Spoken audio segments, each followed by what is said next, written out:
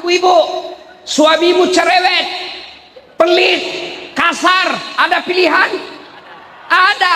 Pulangkan saja aku pada ibuku, atau ada pilihan. Bapak-bapak, istrimu cerewet, suka ngomel, malas masak, malas ngurus anak, ada pilihan? Dua pilihanmu. Kalau tidak cerai, tambah jadi dua. Iya kok.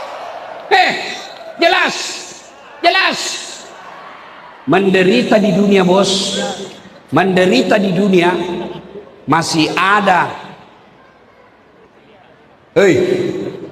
Kalau menderita kau di dunia tidak lama dan masih ada pilihanmu. Tapi kalau masuk kau di kubur, masuk di kubur, ada pilihanmu? Ndak enak deh. Datang mereka, lari kau. Begitu kau keluar dari kubur, viral kau satu dunia.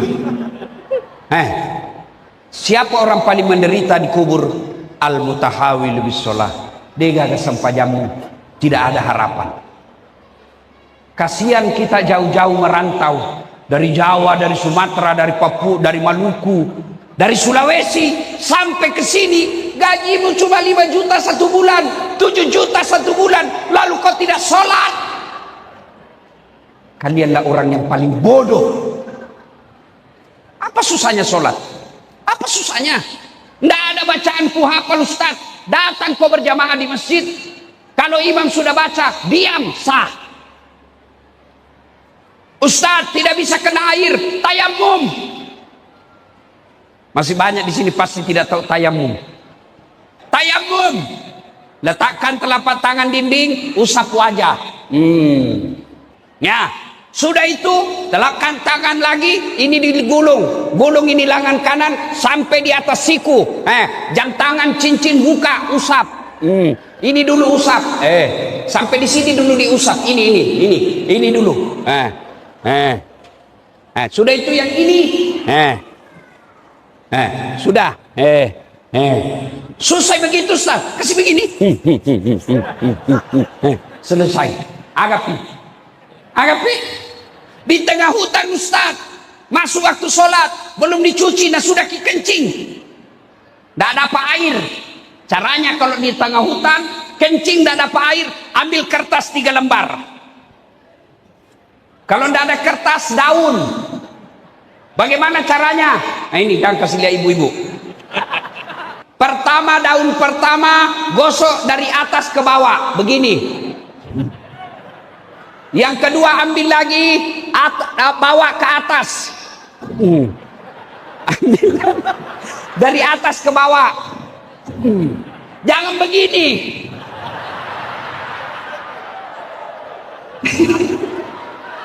Kenapa ada ibu-ibu heboh? Ya, paham. Kalau dapat air, wudhu lagi, cuci alena beliau, wudhu baru sholat. Kalau tidak dapat air, tayamum, biar tidak dicuci, selesai. Apa pi? Sakit kau Ustaz? Tidak bisa kau berdiri, duduk mako. Sariawan nggak Ustaz? Sembahyang sariawan mako?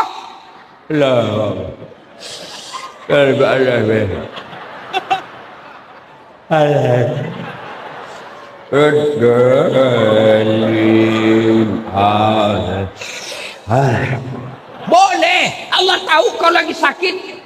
Agapi, apa pi? Nggak kuliah, kita di tengah laut Ustaz. Nggak dilihat kiblat. Lihat kau di mana matahari terbenam. Kalau matahari terbenam di sana, arahkan badanmu, perahumu hadap ke sana. Allahu Akbar. Tiba-tiba perahu goyang. Jangan coba kau goyang-goyang lagi. Iya, jelas. Nah, masuk makin dikubur. Maka dia Nabi tak. Kau dega ke sempajamu, mbok. Itu semua amalmu yang lain langsung dihapus. Salat, Pak. Saya sudah salat, Ustaz. Alhamdulillah kalau sudah salat. Ayo datang jamaah di masjid. Alhamdulillah. Saya kemana-mana di masjid di Timika ini, Pak. Selalu penuh jamaahnya, Pak. Masya Allah, hari ini saja sampai di luar. Apalagi kalau subuh. Penuh sampai di luar, tidak ada di dalam. Hei, tahu tidak orang berjamaah? Kalau berjamaah itu satu ada disebut imam. Di belakangnya imam, sebelah kanan ada namanya muballaga. Tahu muballaga, Pak? Ada itu kalau kita di Masjidil Haram didengar di televisi. Nah, bilang imam, Allahu Akbar. Ada yang teriak, Allahu Akbar. Imam bilang, Sami Allahu liman hamid, Rabbana lakal hamd. Muballaga. Ada lagi namanya makmum. Makmum ini kita umumnya. Untuk jadi imam, ya, dengar baik-baik. Tidak boleh sembarang. Kenapa? Karena kalau salah imam, kacau jamaah. Contoh, Nabi bilang begini, kalau kau jadi imam, ringkaskan bacaanmu. Baca umumnya orang hafal. Ada imam, Pak, lampik pembacaan. Panjang sekali. Baru mau takbir, lama memang nih, Pak.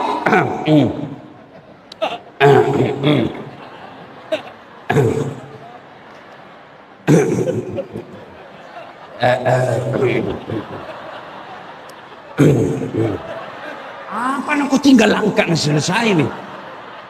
Iya toh? Kata Nabi, ringkaskan bacaanmu. Itulah sebabnya imam sebelum angkat takbir sunnah balik ke belakang sambil membaca salat jami' rahimakumullah, luruskan, rapatkan saf. Tujuannya apa?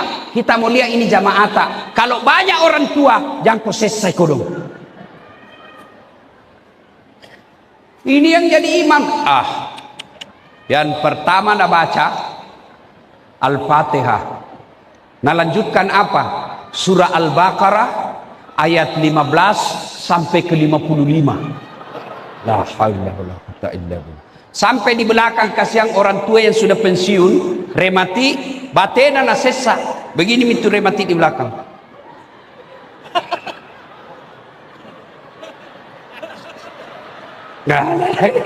Belum selesai dalam hati lampai pembacara itu naik. Iya, iya toh. Baca yang umumnya ringkas. Yang kedua kata Nabi, baca yang umumnya orang hafal. Tujuannya apa? Satu, supaya kita bisa husu ikut. Coba kalau imam baca Al-Fatihah, kita ikut. Kenapa? Kita hafal. Imam baca surah Wadduha, kita ikut. Kenapa? Kita hafal. Tapi ketika imam membaca surah Al-Baqarah ayat 5 sampai 60, dia husuk dengan bacaannya, kita husuk dengan hayalan. Kita mau ruku, belum selesai, kita mau ikut. Tidak dihafal, terpaksa kita baca semua itu di dinding. Keadaan keuangan masjid, saldo pengeluaran khutbah Jumat 500.000, bayar listrik 1 juta, saldo total. Nah, baca semua, belum selesai Pak Imam, nah baca lagi tuh kalender Persatuan Bugis KKSS Kerukunan Keluarga Sulawesi Selatan, Ketua Umum, belum selesai, nah baca lagi bajunya orang, tim sukses nomor 2.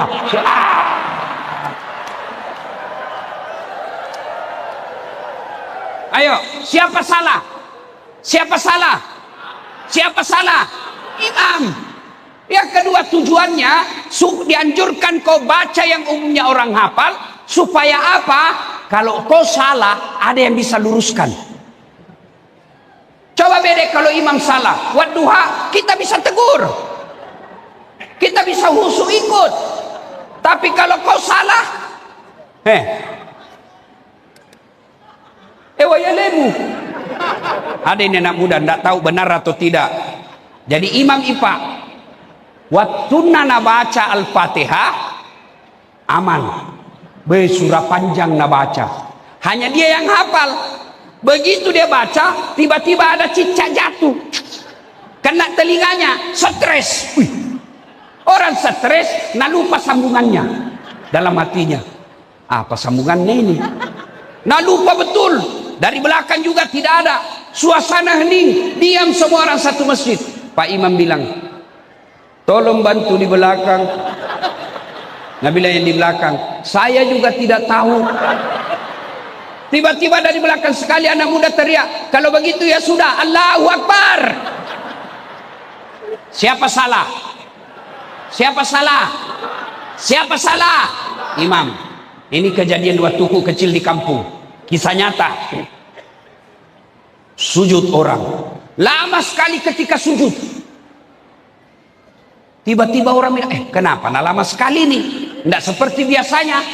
Tiba-tiba ada teman saya nak angkat kepalanya. Langsung teriak, wih, hilang imam. Ternyata yang ditunggu hilang di tempatnya, Pak. Dia keluar pintu samping. Bubar sholat. Kacau. Tidak jadi berjamaah. Selesai sholat, datang itu imam. Ditanya, Pak Imam, maka musalai jamaah, kenapa kau tinggalkan saf? Kentukan. Mentukan. Pak Imam, lain kali kalau buang angin, angkat kepalanya orang, biar dilihat kau keluar. Apa nak bilang? Sengaja nak, masiri kak, malu kak kau lihat. Siapa yang salah? Siapa salah? Siapa salah? Imam. Maka itulah sebabnya dalam fikih sholat jamaah, jadi imam harus hati-hati. Kenapa? Karena kalau salah imam, salah saf satu masjid. 27 November, Timika pilih imam. Hati-hati pilih imam. Jangan kau pilih imam hanya karena sekampungmu, karena bukan kau memilih ketua kerukunan. Jangan kau pilih imam hanya karena separtai. Jangan. Pilih imam yang kamu yakin bisa menyelamatkan bangsa, negara, dan agamamu di tempat ini. Ya, paham? Nah, kemudian kalau jadi makmum juga itu ada aturannya. Kata Nabi, kalau kau pergi berjamaah di masjid, pakai parfum, sikat gigi, sunnah. Apakah parfum sikat gigimu sampai kepada Allah? Tidak. Tujuannya apa? Jangan kau ganggu orang di sampingmu. Itu makna pakai parfum sikat gigi. Bayangkan kalau tadi malam 3 hari kau tidak sikat gigi. Malam tadi malam makan jengkol. Kamu baca Fatihah kayak kamu paling alim di dalam. Allah. Bismillahirrahmanirrahim. Malik yaumiddin. Ini di samping makin. Itu maknanya disuruh kau sikat gigi. Supaya apa? Jangan kau ganggu orang di sampingmu. Ada memang orang itu Pak, kalau ke masjid kayak dia paling alim. Mulai takbir nak ganggu memang maki. Allah.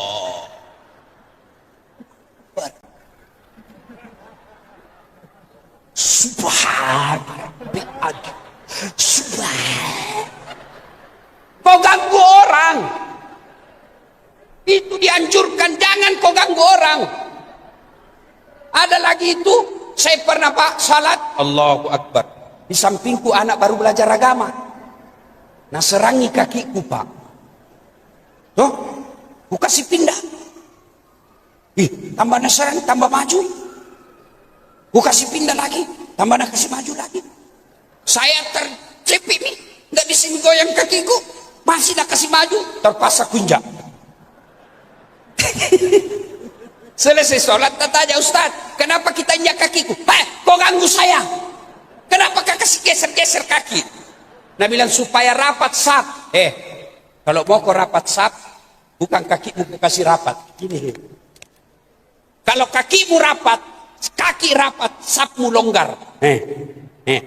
Agak. Wainya ya lemu.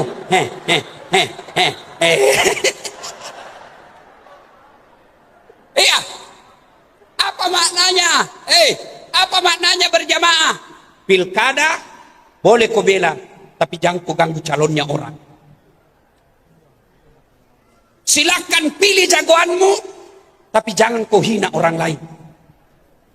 Itu makna sholat jamaah. Jangan kau ganggu orang. Pilkada ini jangan bertengkar. Boleh kau beda pilihan, tapi jangan bawa perasaan. Coba lihat, masih ingat 2019? Masih ingat 2019 pilkada, pilpres? Siapa yang bertanding mau jadi presiden? Siapa? Bapak Prabowo. Lawan siapa? Bapak Joko Widodo. Siapa yang menang? Joko Widodo. Siapa menterinya? Prabowo. Waktu debat, pilpres satu paket. Kamu bertetangga sampai sekarang, sama-sama kau perantau. Gara-gara beda pilkada kau baku musuh, itu beleng-beleng. Santai saja pilkada ini. Mau pilih silahkan, tidak mau pilih hilangkan. Tidak usah. Ngapain kita ribut-ribut? Itu makna ayat. Wa'tasimu bihablillahi jami'a wa la tafarraq. Berpegang teguhlah engkau kepada tali persaudaraan agama Allah, dan janganlah engkau bercerai-berai. Tim sukses, silahkan jagokan jagoanmu, jangan ku serang orang. Calon, jangan terlalu percaya sama tim sukses. Biasanya dia yang sukses. Lebih baik bapak datang langsung menyapa masyarakat. Capek, resiko siapa suruh mau jadi pejabat. Kalau suaramu kecil, sangka baik kepada Allah. Jangan menghasut setelah penghitungan suara. KPU Panwas, berlakulah adil. Tegakkan aturan seadil-adilnya. Karena kalau kau tidak adil seadil-adilnya, pengadilan Allah menunggumu nanti di akhir. Selesai. Lewati ini santai. Siapa kau pilih? Nomor 9, alhamdulillah. Siapa kau pilih? Nomor 10, tidak masalah. Siapa kau pilih? Nomor 13, tidak ada masalah. Yang penting kita sama-sama warga Timika. Tiap malam merindukan kamu. Itu tahu jak itu kepanjangannya Timika. Tiap malam merindukan kamu. Itu Timika itu. Ya, jangan bertengkar gara-gara pilkada.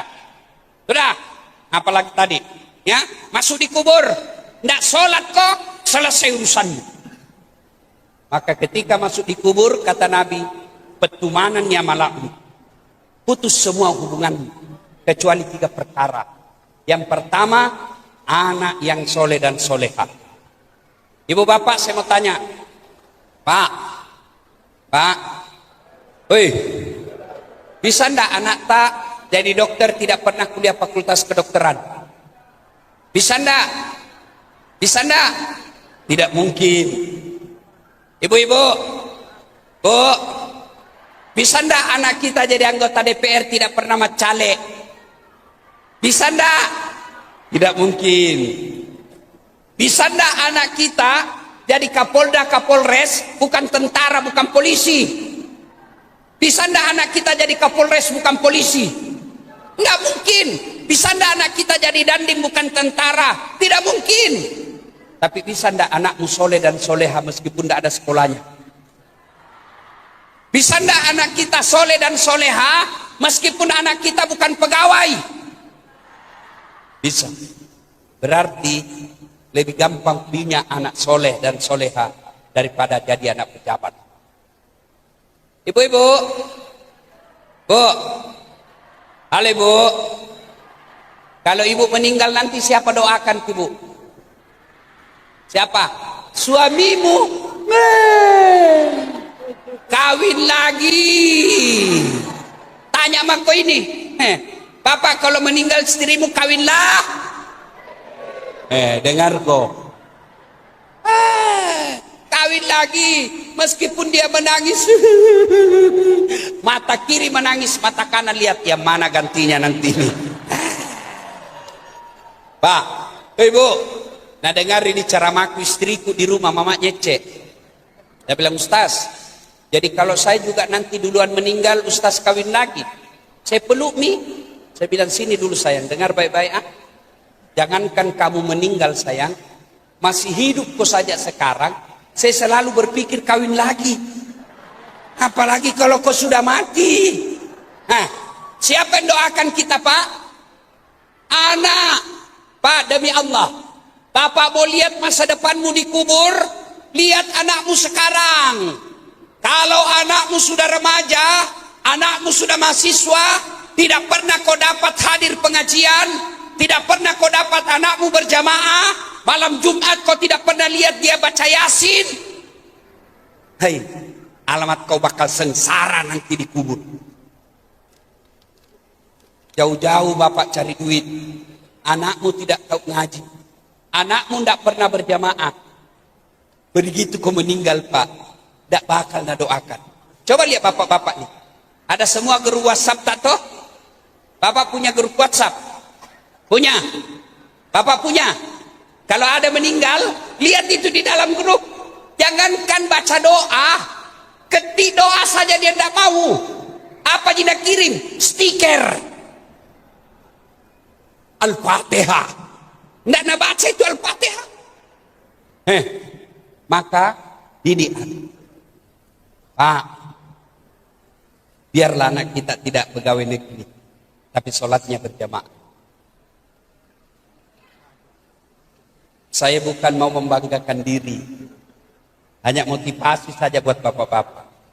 Bapakku dulu itu Pak Galuh, sawahnya orang dia kerja, kita bagi hasil. Tidak ada orang perhatikan bapak saya dulu di kampung,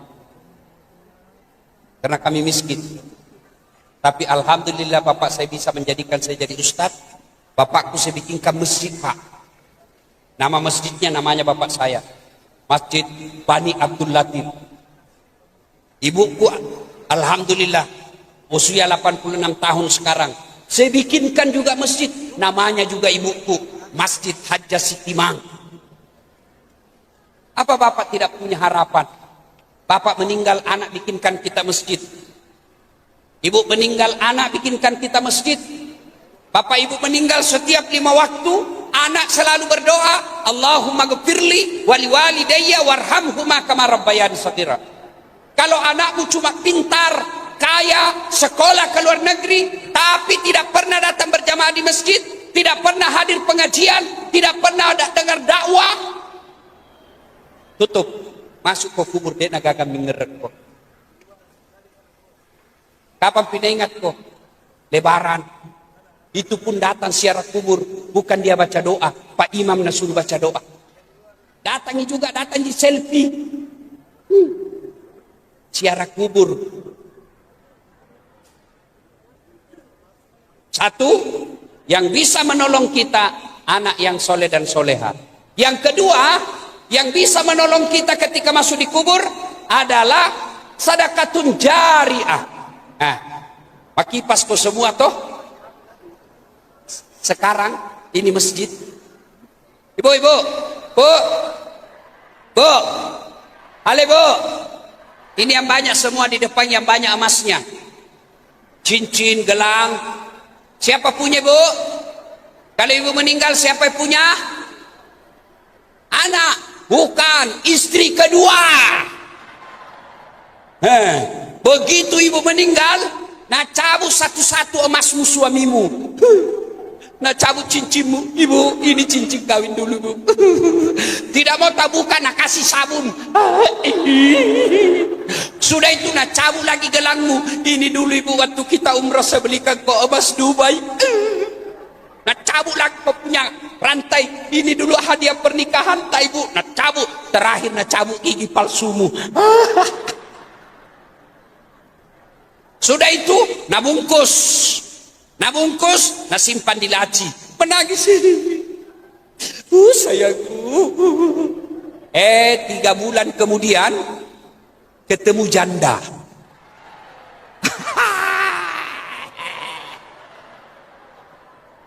Nak ambil emasmu di laci, nak ambil itu emasmu di laci, nak bawakan janda. Sayang, ini anunya istriku mati nih. Ambil maku ini sayang, cinta kasihku sekarang pindah ke kamu. Maka sebelum diambil istri kedua cincinmu, lebih baik kau bangun ini masjid. Bawa ini ke masjid. Bapak-bapak,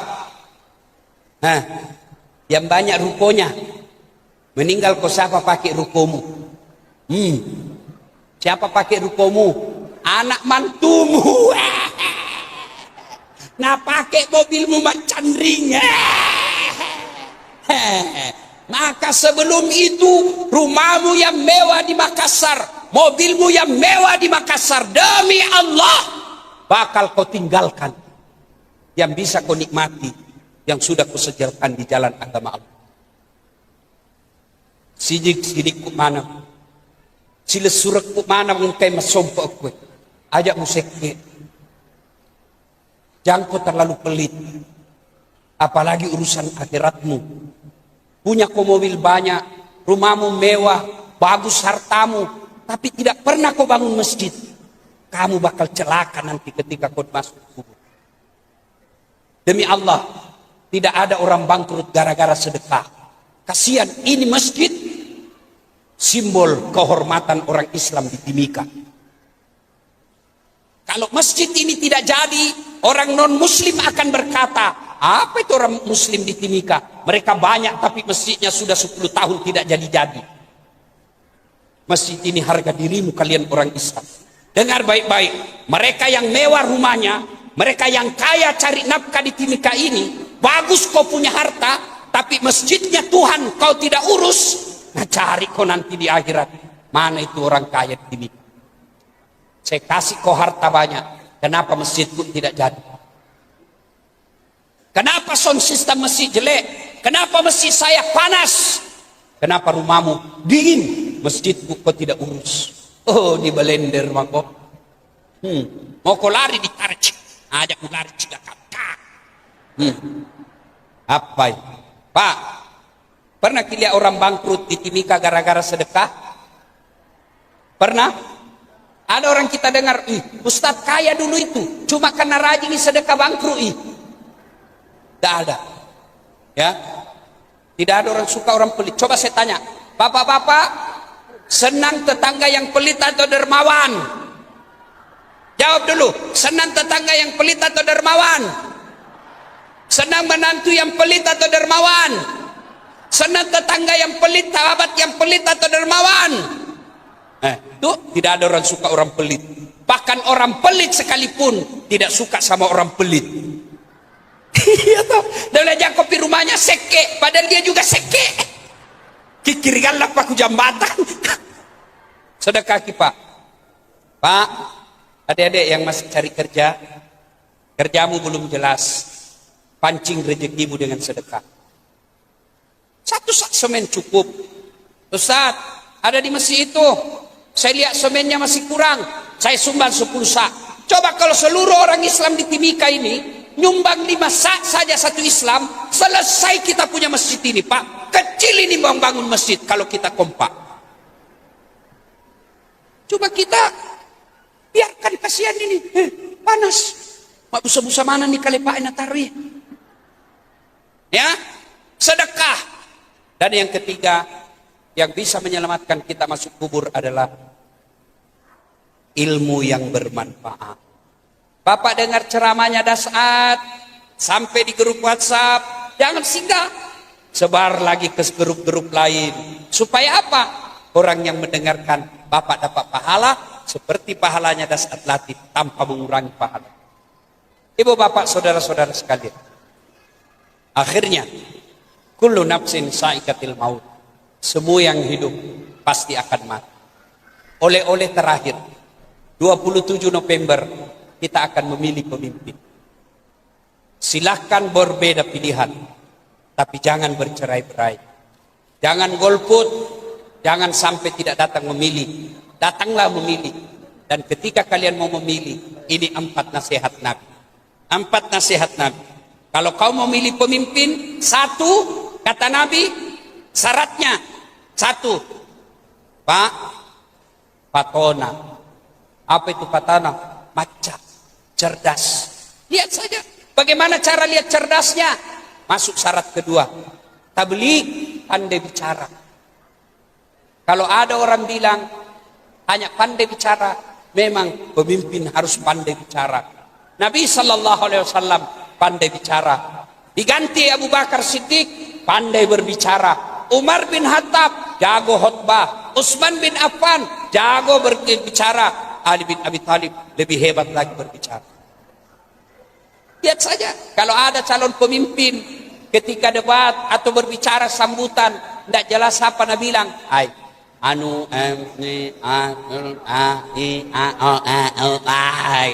masulang agak-agak." Nah, yang ketiga yaitu amanah.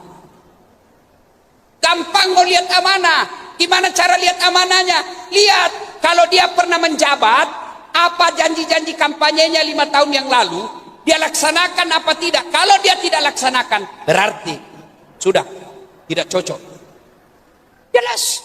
Dan yang keempat, siddiq, bisa dipercaya. Kalau mau lihat orang bisa dipercaya, lihat saja ngomongnya. Kalau apa dia ngomong dia bisa lakukan, apa yang dia sampaikan bisa dilaksanakan, alhamdulillah bisa dipercaya. Sudah itu jangan lupa, berbeda pilihan, halal, dilindungi konstitusi, tapi jangan bercerai-berai. Ibu bapak saudara-saudara sekalian, inilah saja tausiah kita pada taklim kita kali ini. Mudah-mudahan ada manfaat. Ingin rasanya berlama-lama, tapi waktu jualah yang membatasi kita. Insya Allah selesai nanti pilkada, terpilih pemimpin yang membawa perubahan, lalu terpilih pemimpin yang mencintai rakyatnya dan hanya takut kepada Allah. Kita datang lagi ke tempat ini untuk tabligh akbar, pilkada damai, syukuran atas terpilihnya pemimpin baru kita. Bapak saudara-saudara sekalian, inilah tausiah kita, mudah-mudahan ada manfaat. Terima kasih Ibu Peggy yang telah mengundang saya di tempat ini. Mudah-mudahan kita semua hadir di tempat ini bawa berkah. Lebih dan kurangnya mohon dimaafkan. Usikum wa nafsi bitaqwallah. Fastabiqul khairat. Assalamualaikum warahmatullahi wabarakatuh.